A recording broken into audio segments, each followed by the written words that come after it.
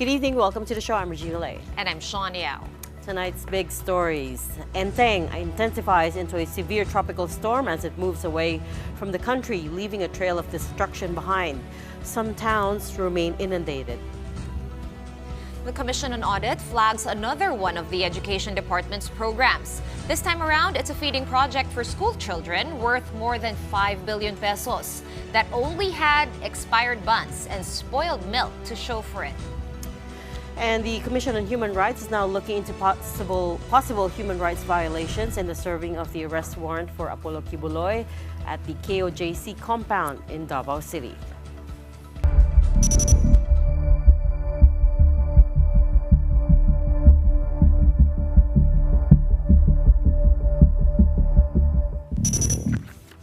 Even as it moves away from the Philippine area of responsibility, Tropical Storm Enteng continues to affect many parts of Luzon, including Metro Manila. In fact, Enteng further intensified into a severe tropical storm with signal number 1 still up in at least 4 provinces. Though the rains have stopped, flooding can still be seen in Licab, Nueva Ecija. Floodwaters inundated several establishments in the area, including some houses near the rice fields. At the same time, the river and irrigation system have overflowed, and affected residents have since been evacuated for their safety. Over in Aurora, fishermen are still grounded as the current remains strong due to the winds brought by Enteng. In Dilasag, clearing operations continue on the roads to remove the fallen trees after the storm's onslaught. This was also the case in Santa Maria in Ilocos Sur. Heavy rains and winds caused by Enteng also toppled a large acacia tree, forcing the road to be temporarily closed for clearing operations. The Tapatong Caleo spillway has also been closed to lightweight vehicles after it overflowed. According to the NDRRMC situation report earlier this morning, at least 10 people died due to severe tropical storm Enteng. 7 fatalities were verified in Calabarzon, 1 in Western Visayas, and 2 in Central Visayas. At least 10 others were also hurt, also all in Central Visayas. The NDRRMC said that Enteng affected over 37,000 families in Metro Manila, Calabarzon, Central Luzon, the Bicol region, Western Visayas, and Central Visayas. The agency added that Enteng's damage to infrastructure has so far reached 200,000 pesos, but this is still expected to rise. As of 5 p.m., Enteng intensified into a severe tropical storm, and according to Pagasa, it's located 165 kilometers west-northwest of Lawag City in Ilocos Norte. It is packing winds of up to 115 kph, moving west-northwestward at 10 kph. Currently, signal number 1 is still in place over Ilocos Norte, Ilocos Sur, the northern portion of La Union, and Abra. Enteng is expected to exit the Philippine area of responsibility tomorrow morning. Pililla in Rizal is now under a state of calamity a day after pounding rains from Tropical Storm Enteng battered the municipality. Floodwaters there reached as high as 10 feet at the height of the storm's onslaught.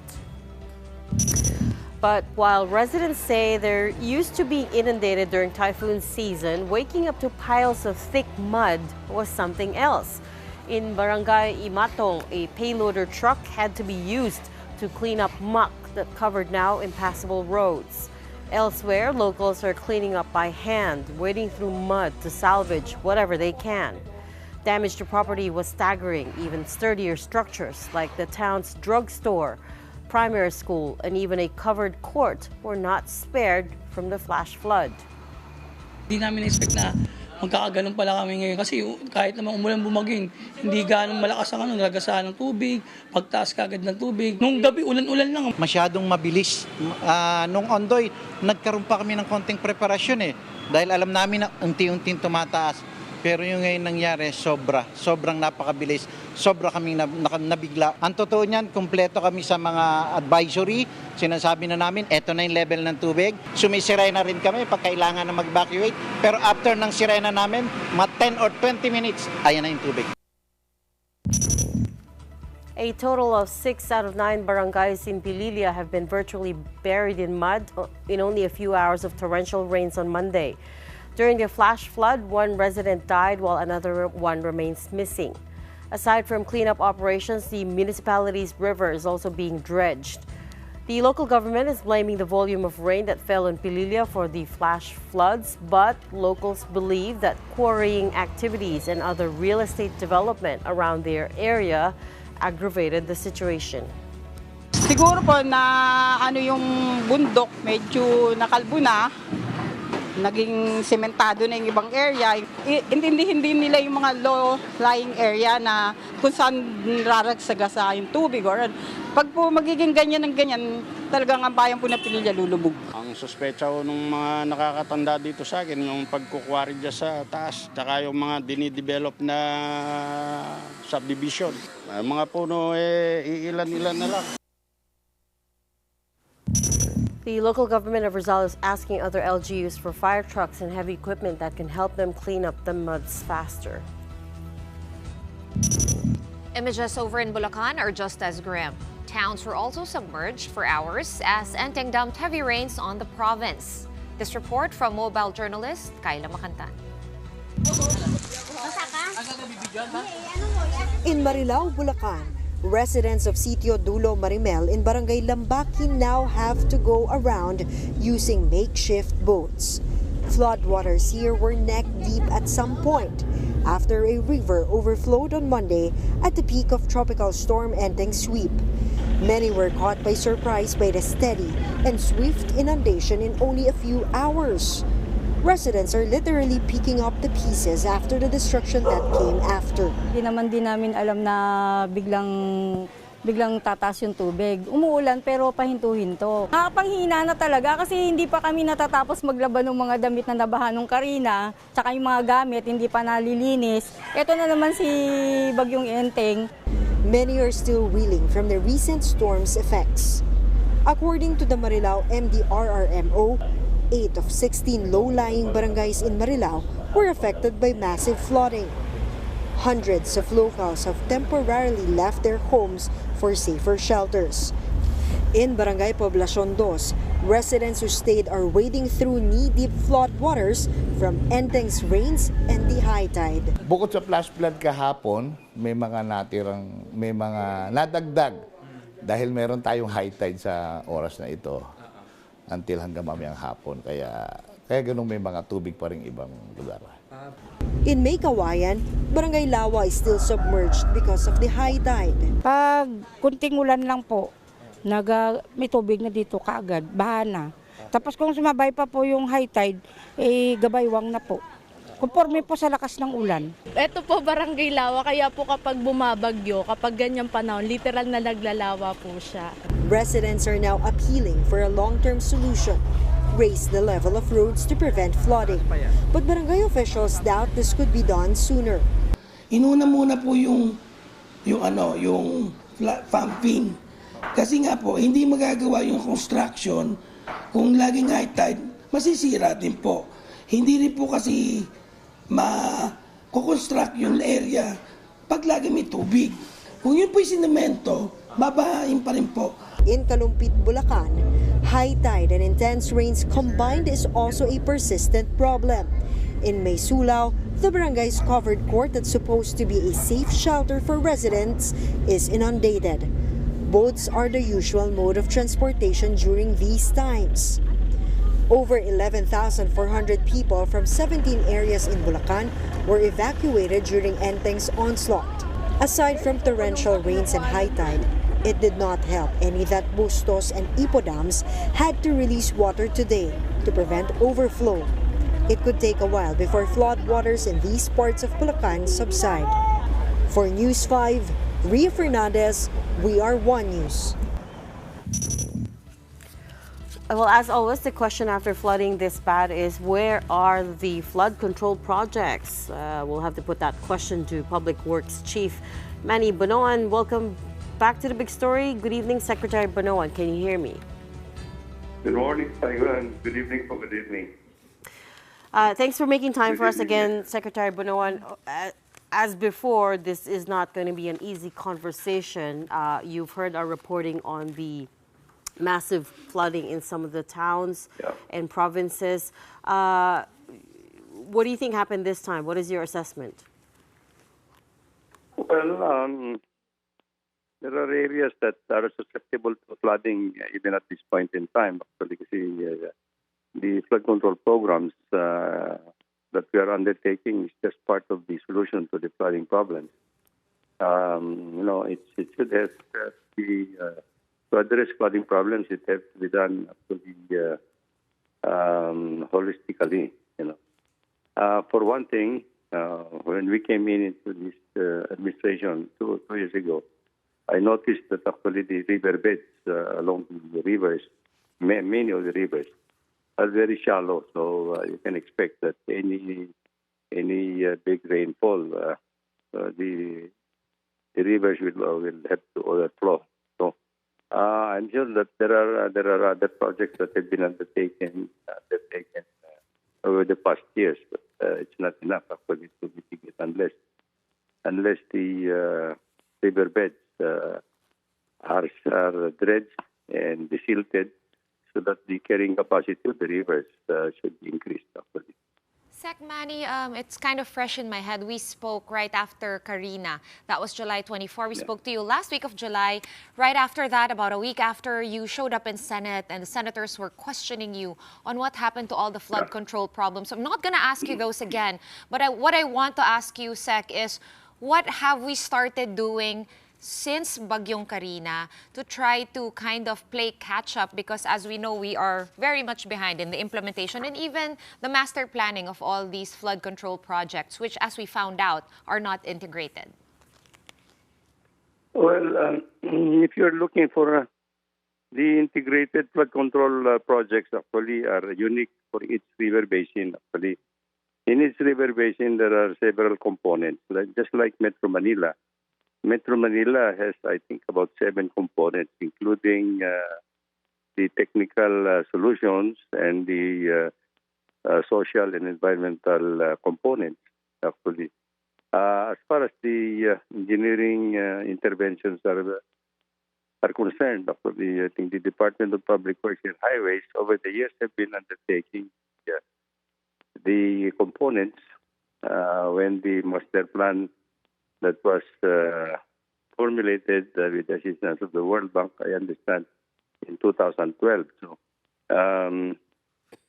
my information is many of these have already been undertaken, but there are still many components, engineering components that have to be undertaken for the Pasig Marikina flood management control project.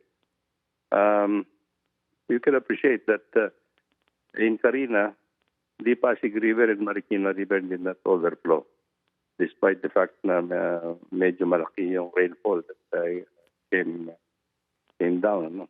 The only problem inside Metro Manila is that the rainwaters that poured inside Metro Manila cannot be drained immediately, because, for one thing, it has to go through, the runoff has to go through the drainage system of Metro Manila, which is actually very antiquated. And it's been there for many, many years, more than 50 years.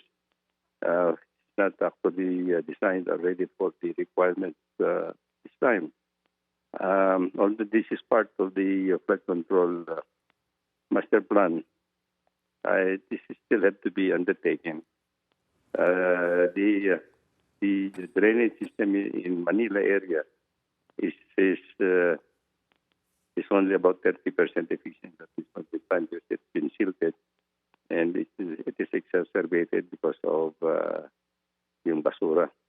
Right, Sec. Pero may plano po ba na i-upgrade? Kahit po yung, let's say, ito muna, sa Metro Manila. But I want to ask you also about the other river basins, because it's not just in Metro Manila that experienced it. That's the difference with Karina. Now we're seeing other province all the way to the Visayas, right? But focus on Metro Manila really quickly. Secretary, meron po bang update? Like you said, it's outdated now. What is the plan? Last time we discussed some sort of cistern or impounding area. How possible is that? Have we started looking into that? Yes, we are actually impounding. We have to provide yung mga dams dun sa watershed in Sierra Madre. And we have to, yung mga river impounding projects there. And we are now in the process of undertaking the feasibility study and the design of 3 dams that will be constructed on top of the new Wawa Dam that is actually made for water supply, not for flood control. So it's in the drawing board now, and we are hoping that we can fast track actually the early implementation of these dams. And we also have to construct a retarding basin in San Mateo so that we can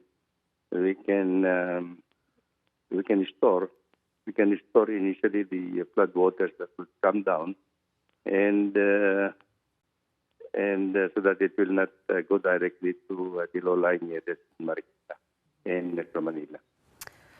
But there's a bit of confusion, Secretary, because when you appeared in Senate last month, they were asking about a national flood control master plan. So I understand there is no. Go ahead. You cannot have a single unified single master plan for the entire country. It has to be done on the river basin, because the requirements per river basin is unique from one another. You can just imagine that the river basin in Mindanao will not be the same here in Metro Manila. That is what I tried to explain actually during that hearing, that we cannot have a one single master plan for the entire country. It has to be unique for each of the river basins on a regional basis. Okay, so there is a master plan for each of the 18 major river basins in the country, but they cannot be put together into one single unified national master plan. I don't think so. Okay. Sec, another clarification is for Metro Manila, would that be possible for a single master plan? Because we have so many small LGUs making up Metro Manila. For the capital region, is it possible to have a cohesive one? There is one single master plan for Metro Manila. And as I said, the master plan includes several components. That has to be, there are projects that have to be undertaken also by the local government. And actually the water management of the environment, the watershed areas in Sierra Madre. So hindi pa po natin, Sec, hindi pa po natin nasisimulan? Pati Basora, somebody has to take care of the Basora inside Metro Manila. Okay, so on that master plan for Metro Manila, which has existed, I believe, 30 years na yata, no? Parang 1972? No. No? This master plan has been updated. This master plan of Metro Manila was updated after Ondoy. Okay. And this was completed in 2012, I understand. But for now, is it still a plan? Has it been executed? Yes. No, it is being executed. At all? It is now being executed, that's what I'm saying. Many of the components are being executed, particularly the structural engineering interventions are continuously being implemented. Okay, thank you for clearing that up. I guess this is the time where I have to ask around when we can expect that to be completed. We all know it cannot be overnight. I know it's not a trick question, but just to have a timeline that we can, keep an eye on. As far as the structural component is concerned, our timetable is anywhere to be well implemented starting within this administration. But I don't think it will be completed anyway, to be honest. But it has to be continued on. I think it will go beyond 2030. Okay. The Senate Committee on Public Services, which is chaired by Senator Grace Poe, has already said that they will put your budget for 2025 through the eye of a needle, precisely because they feel like disproportionate the worsening flooding vis-a-vis the increasing budget for flood control every year. How are you planning to explain the discrepancy, the fact that every year they increase the budget for flood control and yet we keep suffering these same issues? Well, I think we can just have to explain actually what this administration is undertaking actually, and what we intend to do for the next, the remaining years of this administration. As I said, we cannot complete everything within this administration. I must have to be honest about it. But we are going to do whatever we can actually, in accordance with the master plan that has been laid out for each of the river basins. Last time we spoke to you, you also said that the responsibility for ensuring for flood control for Metro Manila lies with the MMDA, not with the DPWH, correct? Yes. But is there correct in accordance with their charter? Is there a plan to work more closely together to coordinate better so as to prevent this from keep from floods from constantly besetting the city? Actually, we are coordinating. I think the department has been coordinating for some time. Well, it's not only under this administration, but even in the past administrations, they had been coordinating with MMDA. But there are also other things that need to be addressed. Actually, MMDA, of course, under their charter, is responsible for the flood control program of Metro Manila, and DPWH is actually assisting now the MMDA in accordance with the project that we are implementing that has been based on the master plan prepared by the World Bank. For instance, the DPWH is actually undertaking the rehabilitation of many of the pumping stations in Metro Manila that were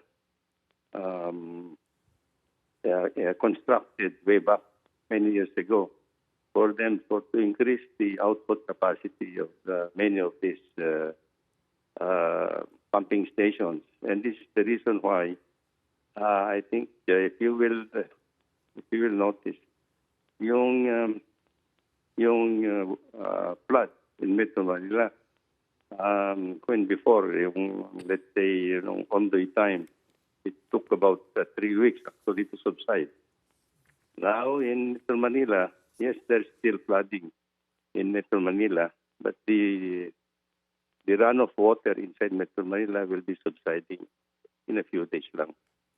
Okay. So you don't agree that the flooding situation currently is just the same as it was during Ondoy, which is something that House lawmakers have pointed to? Well, I think it has improved actually because of these interventions, the projects that have already been being undertaken by, DPWH in particular. Okay. Sec, one last question, like leaving flood control very, very quickly, but still on the effects of really heavy rains. Yung mga landslide po, ang dami po sa Rizal, a lot of roads. Yeah. What's your initial assessment on the matter? I understand they're still kind of ongoing, unfortunately. What reports have you gotten from the field? Yeah, I visited actually the affected areas this afternoon, and actually I noticed actually not along the main roads actually, not along the national roads. It is mostly along the local roads that have been nagkaroon ng landslides, and unfortunately there have been fatalities outside because of loose soil that landslides. No? So even then, I think I have instructed our district engineering officers to assist the local government units and see what interventions we can contribute para hindi maulit yung mga ganong Kasi po, Sec, tama po ba na LGU po yung small roads, that's up to the Yes, LGU under their care, right? Yung national roads, yun po yung sa DPW. Okay, thanks for clearing that up. Okay, we're going to have to leave that there for tonight. Thank you so much for those updates. That was DPWH Secretary Manny Bonoan. Pausing for a very quick break. Right after that, X ratings on the films Alipato at Muog and Dear Satan. Why did the MTRCB disapprove these for public viewing? Chairwoman Lala Soto's answer when we return. Keep it here on The Big Story.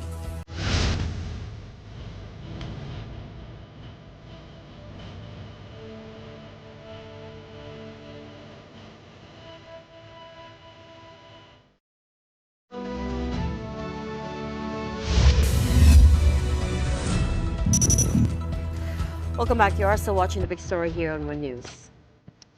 Why did the MTRCB classify the indie or independent film Alipato at Muog as X or X-rated? And how will they regulate Viva Max content streamed online? Well, MTRCB officials were on the hot seat today as they defended their budget over at the Senate. Mayan Los Baños with the rest of the story. This is the movie Dear Satan. It's about a child who wrote a letter to Santa Claus, but instead of Dear Santa, he accidentally wrote Dear Satan. This led to a meeting between the child and Satan where the demon tried to teach the child evil. But Satan ended up surrendering, seemingly changed by the child's goodness. This movie has been given an X rating by the Movie and Television Review and Classification Board or MTRCB. The reason? I have seen the film. I joined the board. I am offended as a Christian. Ano yung demonic?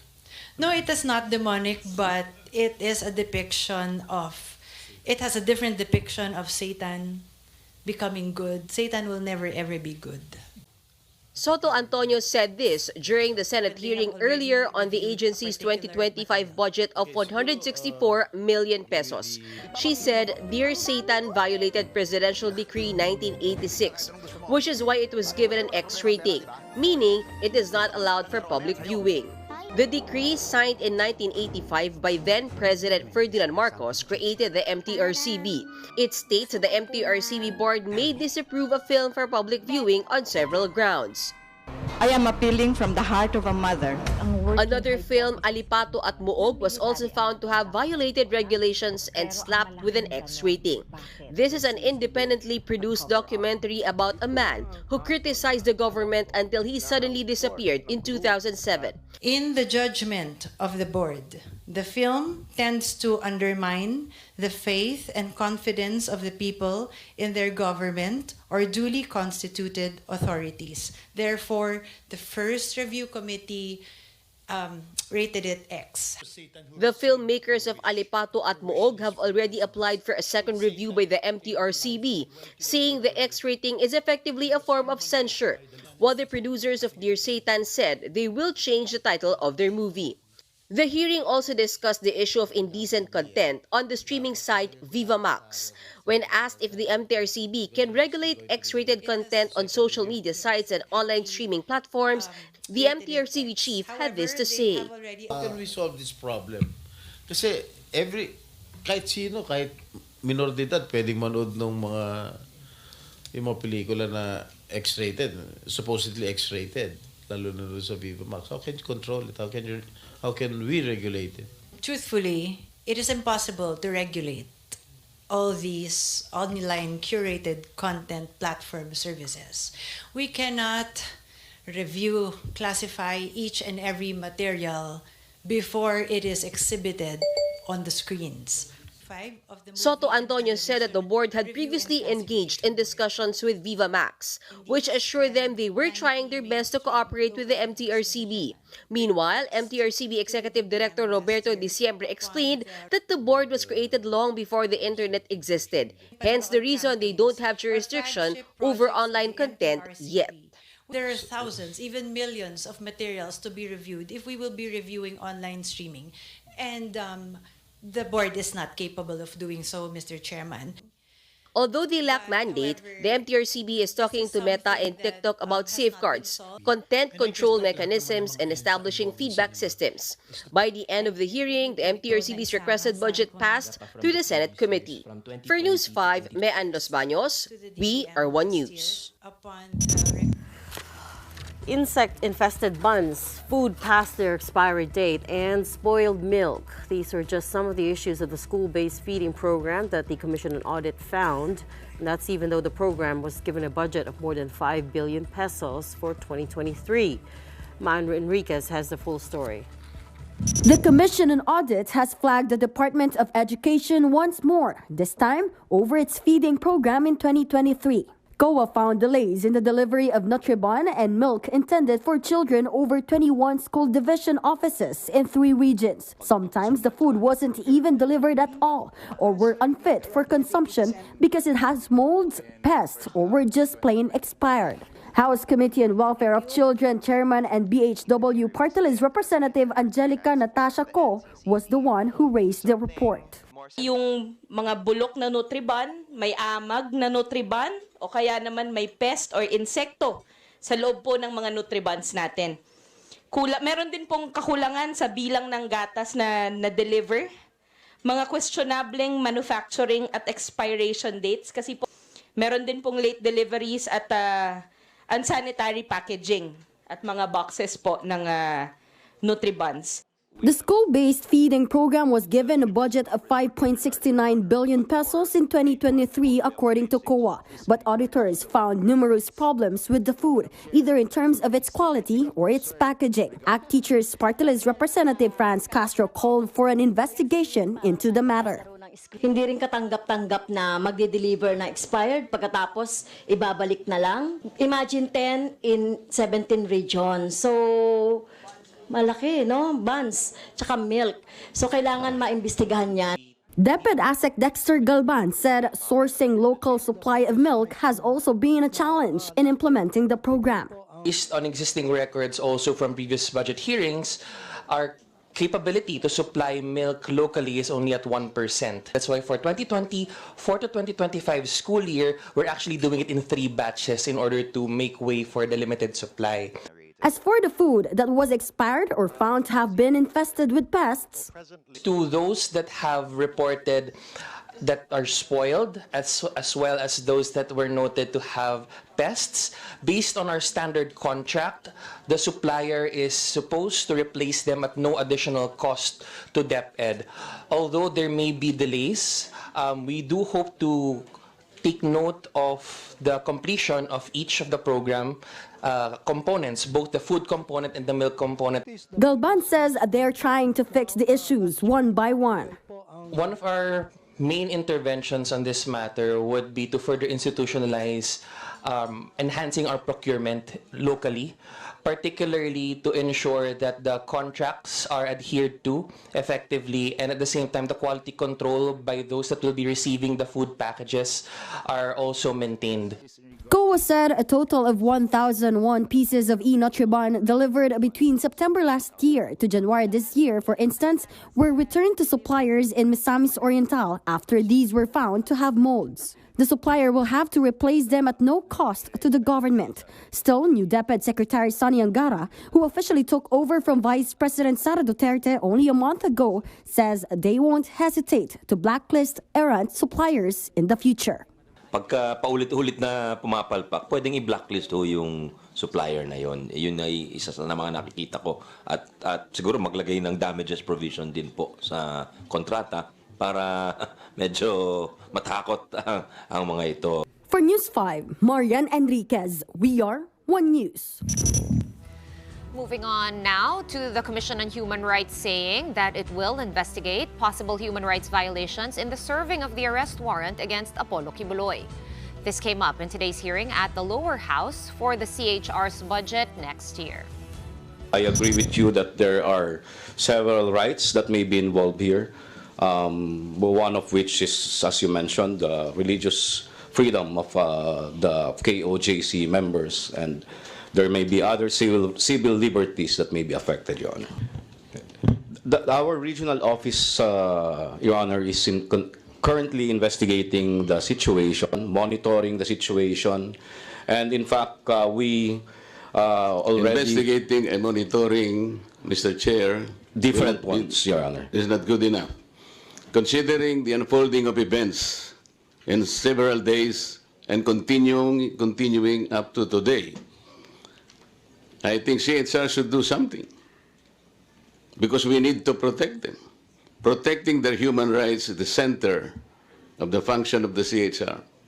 Am I correct? Yes, Your Honor. But before the Commission acts on the situation and to perform whatever is necessary, we have to conclude our investigation. You have a time frame, sir? Ano ba time frame natin? I'm sorry for being insistent, but this is violation of civil and political rights. You need to protect people. We understand, Your Honor. That's why we directed our regional office to expedite the investigation. In a separate statement, the Commission on Human Rights assured the public that it is monitoring the situation inside and outside of the Kingdom of Jesus Christ compound in Davao City. It went on to say that it is important to emphasize that the right to worship is a fundamental human right enshrined in both domestic and international law. Even in times of conflict, international humanitarian law recognizes the need to protect places of worship from unnecessary interference and desecration. The manhunt for Kibuloy is now on its 11th day, having begun on August 24. The police say that they're about 50% through with their search of the 30-hectare compound, and they remain confident that the fugitive pastor is in one of the underground bunkers. PNP spokesperson Colonel Jean Fajardo yesterday reiterated that they will not leave until every corner of the compound has been searched. Earlier today, there was a bit of a kerfuffle again after KOJC legal counsel attorney Israelito Torion attempted to enter the basement of the Jose Maria College, but his group was stopped by police.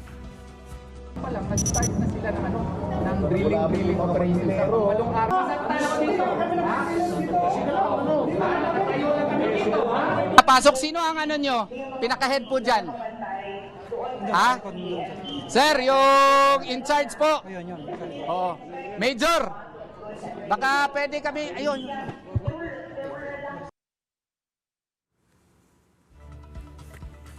Attorney Torreon has appealed publicly to the police to stop the alleged drilling and mining activities in the JMC basement of the compound and to allow him to enter the premises. Instead, Police Regional Office 11 Director Brigadier General Nicolas Torre III challenged Torreon to prove his claims. About sa digging na yan, allegation ni Attorney Torreon yan, let him prove that. Wala akong sinasabi muna dyan sa mga bagay na yan, sapagkat yan ay allegation nila. Let them prove it.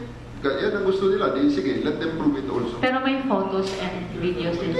Ilabas nila yung nagbigay ng photo at pakita niya rin ang, alam niya ang batas paano dyan.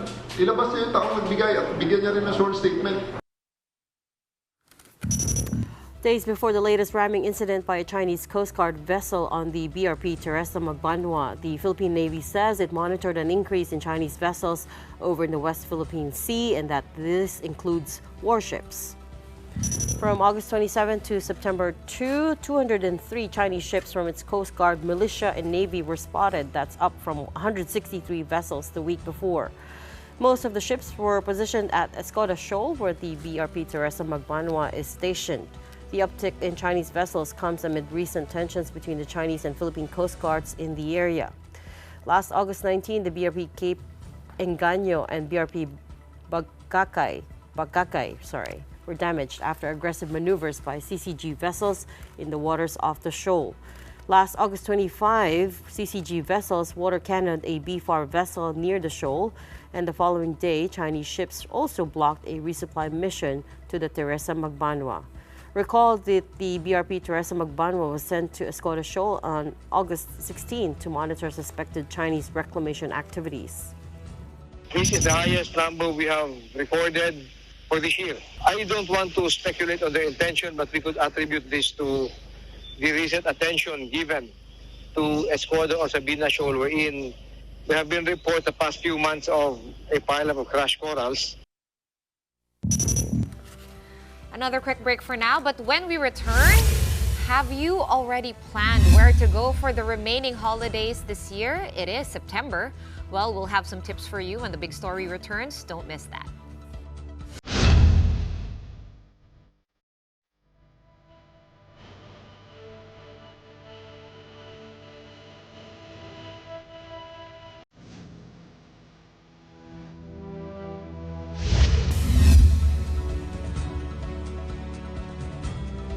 Welcome back. You are still watching the big story here on One News. Before I move on to the next story, just one very quick correction on the last story that I read about the BRP Teresa Magbanwa. It's been stationed at the Escoda Shoal since April, not August. Sorry for that.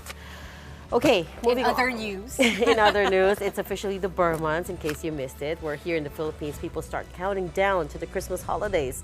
And one thing to look out for as you plan your family trips is the hospitality industry's annual sale, which kicked off September 1st. And here to talk to us through this exciting program, we have Celeste Tet Romualdo, the Hotel Sales and Marketing Association Secretary, as well as the General Manager of the Linden Suites. Tet, good evening. Good evening, Rina. Good evening, Thank you Shawn. so much for coming all the way here to talk to us about this. So you call this the SOS, September Online Sale. Tell us all about it. Well, this actually initiative started in 2020 during the height of the pandemic. We're thinking of way on how to help the hotels and the industry survive. So we thought of coming up with this online platform wherein the member hotels can sell their products, including rooms, F&B, at heavily discounted rates, at the convenience of their own homes. Because at that time, no one can go out to buy and to travel.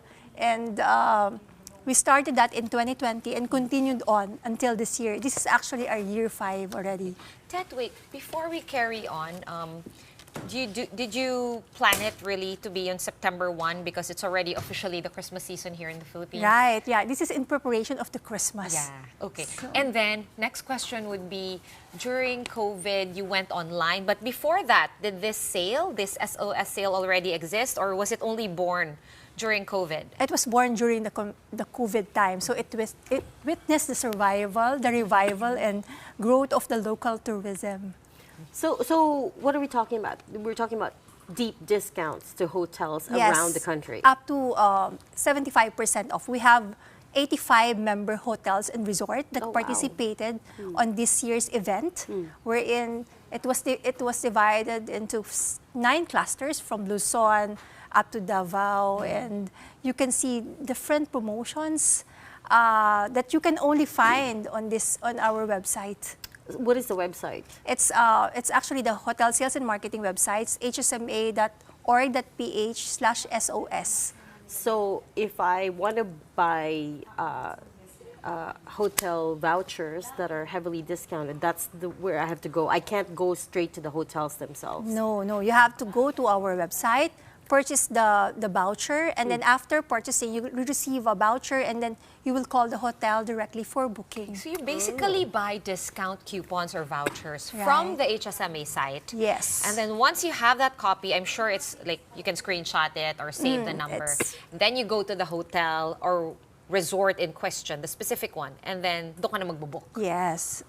Okay. It's of course subject to availability and subject to closeout date, but most of the vouchers are 1 year or even more in terms of validity. So I don't have to have dates already. I can just buy the vouchers and, for a future trip in mind, with a future trip in mind. And you can also use that as a gift for your loved ones. So as mentioned, Christmas is approaching. So it's one of the best gifts that you can give this coming holidays. What are some of the popular destinations, hotels, resorts that, based on previous years, people have really taken to?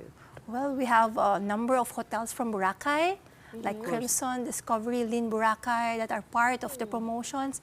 We also have, near hotels like the Farm at San Benito is part of the promotions, and majority of the hotels in the Metro Manila are also part of the promotion. Pwede mag-staycation. Yes.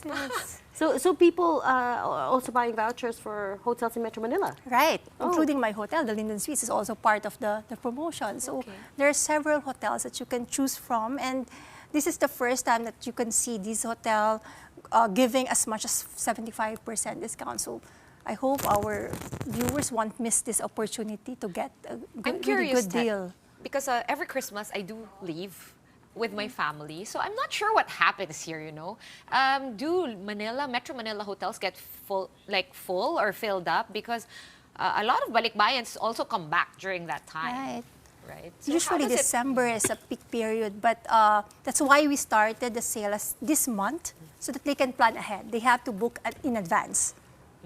Because normally the peak period is at 24th, the 31st. But I believe if they book in advance, and you can have a good room. Score a good deal. What's been the reception like since you started this program? Well, we started for this year, we started this September 1st, and for 2 days, we're already able to sell like 3 million worth of vouchers. 3 million pesos Yes. worth of vouchers? And for the past 4 years, I believe we have sold around 98.3 million revenue. So that's the amount of assistance we were able to extend to our member hotels, especially during the first 2 to 3 years after the pandemic. What does that say about the Filipino traveler? Are you seeing more Filipino traveler, visit domestic locations, places, or are they still choosing to go abroad more? When we started, well, it plummeted during the pandemic in 2020, but we have seen a significant increase in the domestic trips. From 2022, it went up to 102 million domestic trips to 119 in 2023. We expect the trend to continue this year, although maybe not at that growth rate, because there are also other options abroad. But the reason why we are really pushing for this September sale is because we want to continue to fuel the domestic tourism and entice our Filipino travelers to prioritize our destinations. That's what I wanted to ask you about, Tet. I mean, you've been working in this association for a while, I'm assuming, and of course, during COVID, biglang nauso yung domestic travel, mostly because people couldn't afford taking 15 days to quarantine in a hotel, right? When you come back from abroad. So parang, sige, domestic na lang, it's so much easier. And a lot of my friends, they traveled to other local destinations for the first time ever, right? So what new destinations has the pandemic, the lockdown unlocked, based on your observations lang? Well, we have domestic tourists flocking Bohol now, Iloilo, even within drive distance properties in Batangas. So there are several destinations that they can explore. What about the traffic from overseas? Has it picked up? Has it gotten back to pre-pandemic levels? You mean the foreign travelers coming into the Philippines? Okay, the last update that I have during our HSMA briefing was we are still far from the pre-pandemic number, but I think we will be hitting at least 6 million international arrival this year. So a little bit short than our 7.7 million target, but we're getting there. And we're optimistic that, in 2026, we'll be surpassing the 2019 level. What seems to be the holdup in terms of trying to get the numbers back to pre-pandemic levels? Well, one of the things is the capacity of our airlines. There's limited airlines. Do you mean the number of flights have not recovered? Yes. I think it's because of the limited also aircraft. So although we have more hotels now, a lot of new hotels open, but unless we increase the capacity of our airlines or airports, then that's a time that we can accommodate more tourists compared to other ASEAN neighbors. Maybe also our airports, increase the capacity of our airports. Airports, airlines. So infrastructure still. Infrastructure, So the infrastructure hasn't quite kept up with the demand. Yeah, that's what we're pushing the government to prioritize. And how has that been? Well, trying to work with them. There are a number of airports being developed. Now there's a privatization that is happening in the NAIA. That's why I've heard that some of the flights will be moved to Clark. But I think the question is... Are you guys prepared for that? Because that's supposed to happen this month, September. Yeah, it will benefit some of the hotels in that area. But I'm not quite sure with the travelers because it's, going to Manila. It's still a challenge. We were talking earlier, and you said you wanted to talk a little bit about the revenues of the September online sale. I think we have that as a graphic. If we could just pull that up very quickly. Just taking a look at what the numbers are like. There we go. That's what I mentioned, that we, in 4-year time, we were able to generate 98.3 million revenue for our member hotels. This is just for September, for the online sale in September. Yes, for the past 4 years. And we're hopeful that we can, achieve a higher revenue this year. Yeah, 98.3. How much are you targeting this year? Well, we're targeting of 25 million for this year. For the month-long sale. Yes. So far, we're at 3 million already for the first 2 days. What's the general demographic of the people who are buying these vouchers? Are they families? Are they, millennial Gen Z travelers? Are they couples? Are they business people? What are they? Who are they? All of the above, different segments. Oh, okay. So we have families, even balikbayans. They can. So there are foreigners buying also. Is there a way for you to track it since it's online? Yes, and we you have also the have a data? number of foreign tourists buying online because it has been an institutional event already. So it's been 4 years, so they know the website. And even if it's not September, we have been receiving queries on when can we activate the discounts again. So they're really waiting for this month, this period of time for HSMA to activate the promotions. Baka nagpaparinig lang sila, Tet, na dapat sa summer din meron. I know that's peak season also. But are you thinking about doing a summer sale? Yeah, well, that's one thing that we can consider in the future. But, they can buy their vouchers now and they can use it all throughout. Until summer. That's right. Oh, yeah, that's right. You said it's 1 year validity. Yeah, it's minimum of 1 year. And some hotels even have vouchers without validity. So. And again, for people who want to buy, how do they do that? Where do they go? Well, they have to go to the HSMA website, www.hsma.org.ph/SOS. And then from there, they can see different destinations, and then they can just choose the promo that they want to avail of. Right, I'm on the website. It is working. hsma.org.ph/SOS. And again, there's hotels on sale up to 75% off all across the nation. Yes. Across Luzon, Visayas, It's a total and of 85 hotels and resorts. Look at this. 8 participating hotels in Boracay, 9 participating across Palawan, Leyte, and Davao, 10 in Cebu, 7 Manila and Makati. So 6 in Bohol, Iloilo. It's pretty well spread out. I'm not even done scrolling. And it ends September 30th. Midnight of September 30th. Midnight of September 30th. So they have until then to book there. Are they rationed though? Are there certain rations for some of the more popular hotels? Like for instance, the ones in Boracay you mentioned. Are there limited number of vouchers or people can just Well, it depends on the properties because I know they have limited allotment for some of the really nice promos. So better start buying now. You named some pretty fancy hotels, really nice hotels. Yeah, and if you could get them at 75% off, why not, right? Yes. Okay, we're going to have to leave that there. Thank you so much for joining us tonight. Celeste Tet Romualdo, the Hotel Sales and Marketing Association Secretary and also General Manager of the Linden Suites. And before we go, just very quickly, as authorities begin their relief operations for those hardest hit by Tropical Storm Enteng, our own Alaging Kapatid Foundation is also mobilizing its relief efforts. As early as yesterday, AKFI teams were already at evacuation centers in Ligon, Albay, providing help and also hot meals to residents there.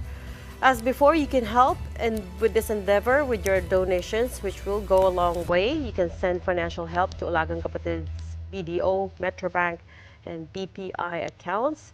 You can also scan the QR code being flashed on your screens right now. Again, this is for immediate support and aid to the victims of Tropical Storm Enteng. Okay, hope you got that QR code. And as the Vice President said, share what you have directly to organizations. I saw her statement. Whose specialty this is to distribute aid. Okay, on that note, let's not forget our paraswimmer, Angel Autumn, later tonight. That's at 12:33 a.m., just past midnight, so technically that's tomorrow. But for tonight, we are all done with the big story. We are One News, all sides, all the time. Thanks for tuning in. Have a good night.